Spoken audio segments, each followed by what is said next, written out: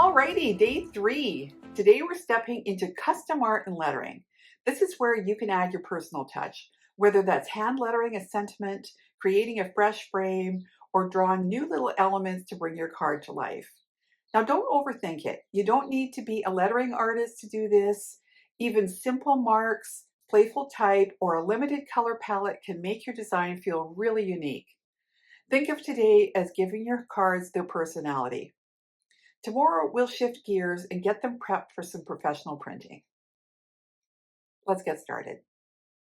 It took me a minute to decide which one of the sketches I was going to do. And I think the one that I want to try to reproduce to show you is this one here. So I've got all of the sketches on the one layer, and I think I'm just going to duplicate it so that I can get it darker. And I'm going to merge that down. And I just want to select this one here. So I'm going to use my freehand selection. It doesn't matter how you select it. You could use the rectangle as well. 3-finger swipe down and copy. And I'm going to go back down to my gallery so that I can work on a 5x7 document that I've set up there. Now, if you're doing a bunch of cards at once and you want to just quickly duplicate this, you can, of course, select it and then do the duplication up here. So you could do select and duplicate, or you can also swipe to the left like this and just hit duplicate here. You might want to give yourself a couple of those to work on. I'm just going to open one of these, and oh yeah, this is the one I had actually put an outline on this to create my thumbnail sketches document. So I don't need that outline anymore. I'm going to clear that layer, 3-finger swipe down and paste. And in this case, I don't care about enlarging because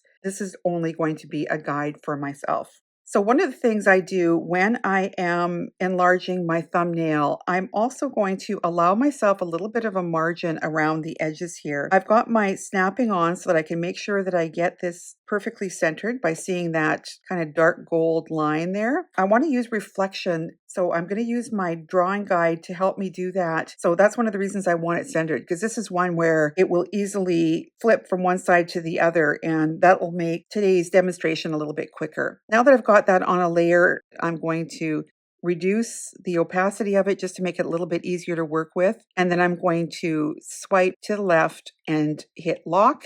That way I won't accidentally start doing any drawing on this. I've had that happen before, so that's just one of the little housekeeping things that I do. Now, for this one, I know that I can draw this text frame very easily and even position some of my elements here reflected onto the other side by using Draw Assist. So I'm going to go into my canvas here. I'm going to hit Drawing Guide, Edit Drawing Guide. I'm going to put Symmetry on, and it looks like it's already set to be a vertical reflection. So that's perfect. I'm going to hit Done. And now you'll see that guideline there in the middle. So I think to anchor everything, the first thing I want to do is the text frame. So this frame I'm going to draw with my tapered pen pressure brush. I have added another layer here. That's currently not assisted. You see the assisted ended up on that layer that I am not going to be drawing on. So I want to make sure that I designate this as an assisted layer as well. And now I know that I can draw that text frame. Now, one of the things I would strongly suggest that you do is to stick within one color palette and try not to use any other colors besides what's on your color palette. When you look at this color palette of mine, you'll see that it is a very limited palette. Generally, I've got a bunch of shades of sort of a peachy color, then I've got some kind of beigey brown colors in here, and then I've got some teal. And everything I've been doing for the challenge and a lot of the examples, you'll see me just sticking to this color palette. It doesn't matter what color palette you use, but try to keep it limited. Don't just go all out and use 100 different colors. This will help give it unity and a really cohesive look. So now I'm going to just quickly try drawing my frame. I'm going to make sure that I've got my thickness okay so that I can, yes, it looks perfect, so that I can get that variety in the thickness of my lines. So now I can start at the top here, and I think I want to overlap it just slightly there at the top. And I'm pressing a little bit harder where I want the frame to be thicker. And I think having that little bit of variety makes it extremely interesting. So I'm going to do the same thing here, thick in the middle. I'm thickening as I go around the curve there. And then I'm going to add an additional flourish right there. So that's how quick I was able to produce that frame. You can definitely check it close and see whether you want to maybe taper that off. I kind of like it. I think it suits the way all of my lines have ended, so I'm going to keep it that way. Now, the next most difficult part is going to be the lettering. So I'm not sure how you want to work it. You could be using a font that you've purchased. You could be hand lettering this. If you're hand lettering, definitely make a new layer. In the sentiments, I've added a couple of the lettering brushes that I like to use. And remember, I had added myself some little lines to use as a guide. I'm going to just check and see the thickness of my brush here. And I want it thicker. And I definitely want to use an alternate color. Maybe I'll go with the teal. And I'm just going to follow my guide. I'm going to set the stabilization here quite high and the motion filtering. That'll compensate for my slight shakiness. This is a nice lettering brush because it gives you the thick and thin strokes. I'm not working on a very stable surface here. When I'm at home, I have a much better setup. Right now, we're still in Florida. So I'm going to do mum in a slightly different technique. So I'm going to wait a second and go back to that. And I'm thinking I might actually do the mum on a separate layer again because I want to possibly make it a slightly different color. I just thickened my brush there a little bit as well. And this is what I like about a brush that has thick and thin. Now, just for this specific letter here, I am going to put my drawing assist back on because then it'll do the mirror image of the O as I'm drawing it. You see how that worked? I'm going to flip that off again. Remember that you can always hold your stylus to the screen to get a perfectly straight line, which is what I should have done for all of these. So I'm just going to start over, and then I'm going to go back in and draw some serifs on here. Now, I will never claim to be a hand letterer. So what I'm doing today is not necessarily the lettering that I would use in the end for finishing.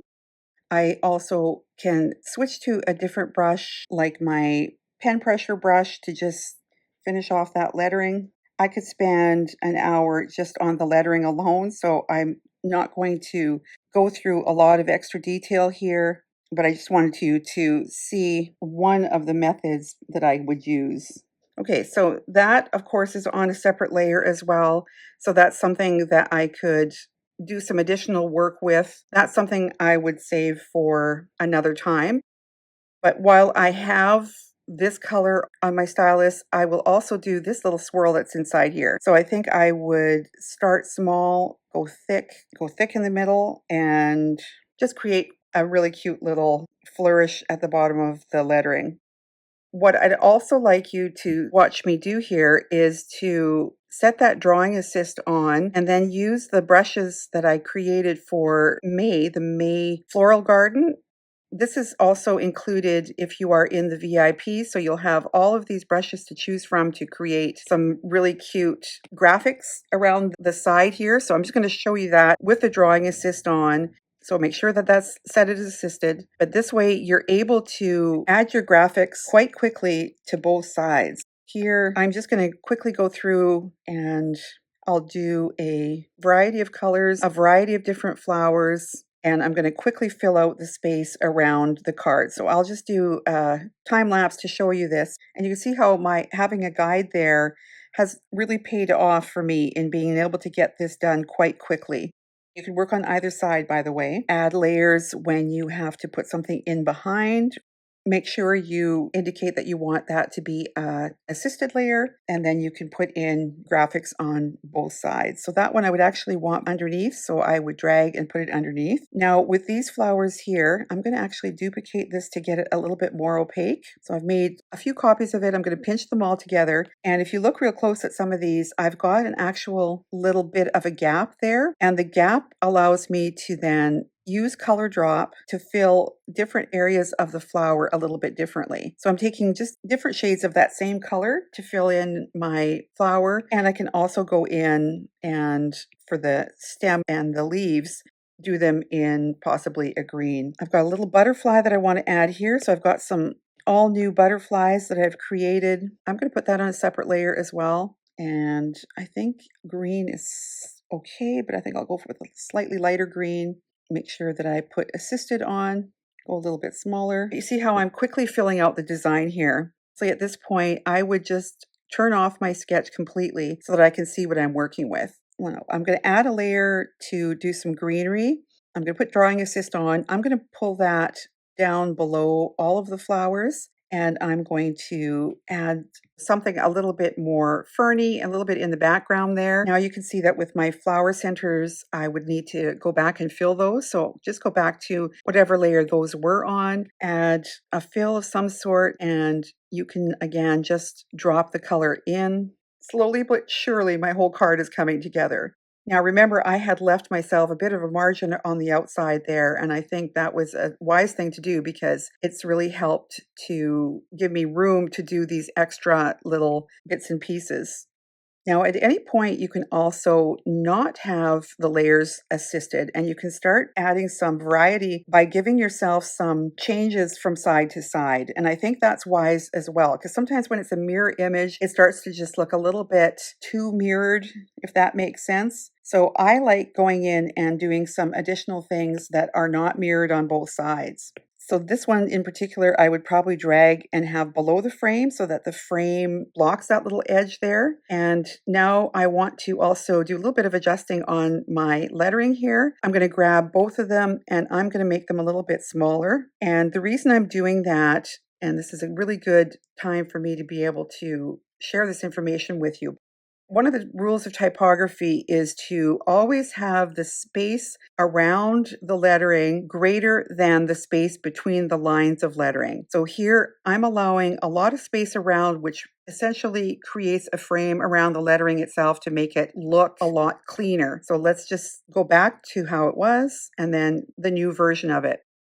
The other thing I want to do is to select the inside of my frame. So I'm using the automatic selection. I'm going to make a layer below the frame and I'm going to fill just that area. Now I feel that's a little bit dark, so I'm going to go lighter. And again, remember that you can reduce the opacity here. And now I think I would also consider doing some larger versions of some of these flowers here just to give a little bit more variety. And I think I'm going to do that with some slightly lighter colors. So I'm going to go to maybe more of a light peach, and let's see the size of that. I think I can go bigger, and I'm going to go below the fill of the frame and add a layer. And that way I can do things like this where I overlap slightly into the area where the frame was. And I like working in threes. I think I would do this one a little bit more here. And again, these are on a separate layer, so they can be reduced in opacity. With this one here, you can decide whether or not you want to increase the opacity to block that out a little bit more. But I would just then go in with the stamps and just start doing some filling like this, where you're adding fill of different colors. And remember that if you put it on a separate layer, you can also do things like flipping. I'm going to turn my snapping off so it gives me a little bit more flexibility here.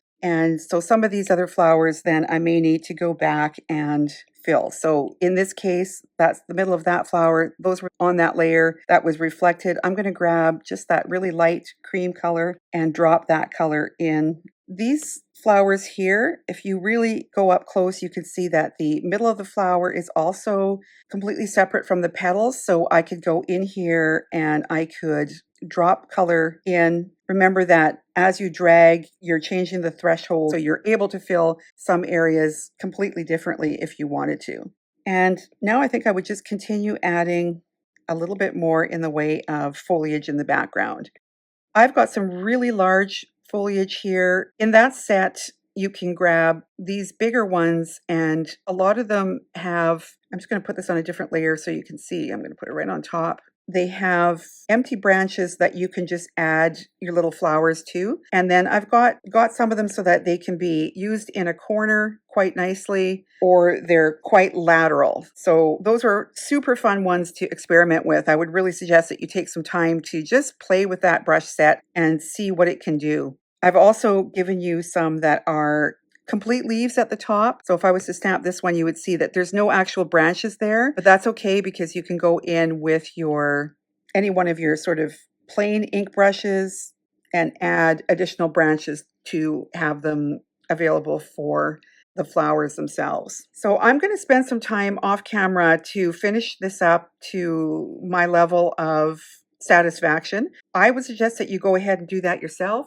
You definitely want to take a lot of time to do some experimenting at this stage. So the three things in this class or this demonstration that I want you to practice with are using that drawing assist. I want you to experiment with doing a frame yourself and trying to vary the amount of pressure you put on the line to get the variety. And then lastly, I want you to experiment with adding some additional graphics or flowers without using the drawing assist so that you have it looking not 100% reflected on both sides. I think that adds a lot of interest. And don't forget with these flowers that are separated from their stems that you can go in and change the color. So I'm going to be doing a bunch of that kind of thing, and I'm going to show you the finished card or the finished artwork and on a mock-up. Those of you who are in the VIP session today, we're going to be doing a really in-depth look at additional ways that you can add interest to your card. We're going to look at textures. We're going to look at adding outlines. And I'm going to be available to answer any questions that you've got from day 1, day 2, and day 3. All right? I'm hoping that you've got some really viable finished artworks that you can use. And I'm going to be showing you how to use those sentiments. You might find that creating sentiments like this of your own is a really great way to also speed up your design process. And remember that a lot of times when you create a card, let's say a floral, that's something you could be using for mothers, for grandmothers, for thank you cards, possibly even sympathy cards. I don't know about you, but I save almost everything that I do. So making these into brush sets or stamp packs or asset packs is a good use of my time. I hope you have fun creating some of this stuff today, and I will see you tomorrow.